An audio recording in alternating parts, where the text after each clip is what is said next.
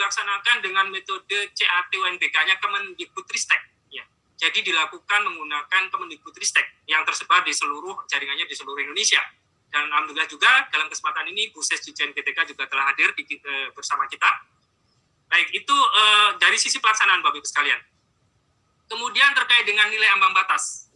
Nilai ambang batas ini barangkali yang sudah ditunggu-tunggu. Nilai ambang batas pengadaan, pertama kami sampaikan nilai ambang batas pengadaan P3K untuk JF Guru tahun 2021. Sesuai dengan keputusan Menpan RB nomor 1127 tahun 2021 yang saat ini secara bersamaan sudah kita upload di jdih.menpan.go.id. Nanti linknya kami berikan Bapak Ibu sekalian.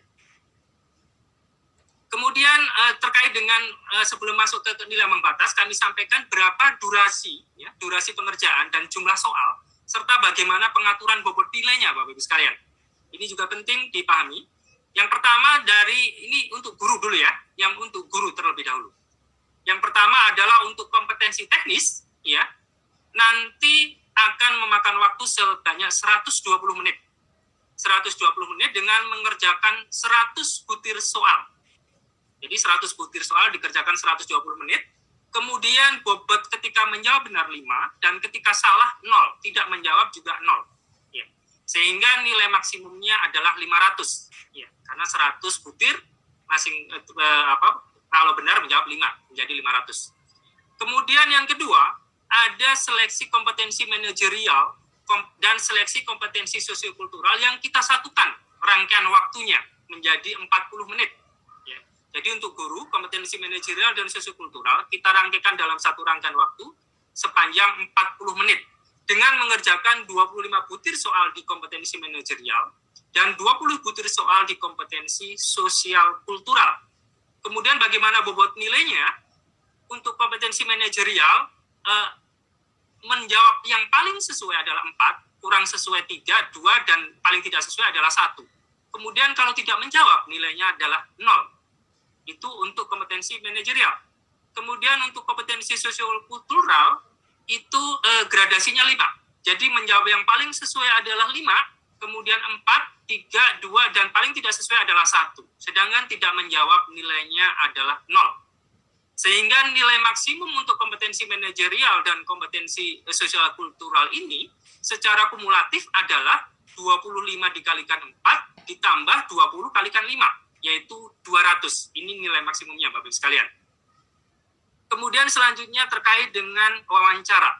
Wawancara durasinya sepanjang 10 menit Bapak Ibu sekalian. Mengerjakan 10 butir soal. 10 butir soal dikerjakan 10 menit dan gradasinya 4. Menjawab paling sesuai adalah 4, 3, 2, dan paling tidak sesuai adalah 1. Dan tidak menjawab nilainya adalah 0. Sehingga total keseluruhan durasi untuk kompetensi guru, seleksi P3K guru adalah 170 menit dengan mengerjakan 155 butir soal. Atau nilai maksimumnya adalah 740. Dan kami sudah mendapat informasi juga bahwa nanti ada kemungkinan kompetensi manajerial, sosiokultural, dan wawancara dikerjakan terlebih dahulu, baru kemudian mengerjakan kompetensi teknis. Jadi sekali lagi di kompetensi manajerial, sosiokultural, dan wawancara dikerjakan, kemudian barulah masuk ke kompetensi teknis. Nanti barangkali bisa dilihat di juklak di P3K guru. Baik, ini terkait durasi dan jumlah soal Bapak Ibu sekalian. Selanjutnya adalah bagaimana nilai ambang batasnya.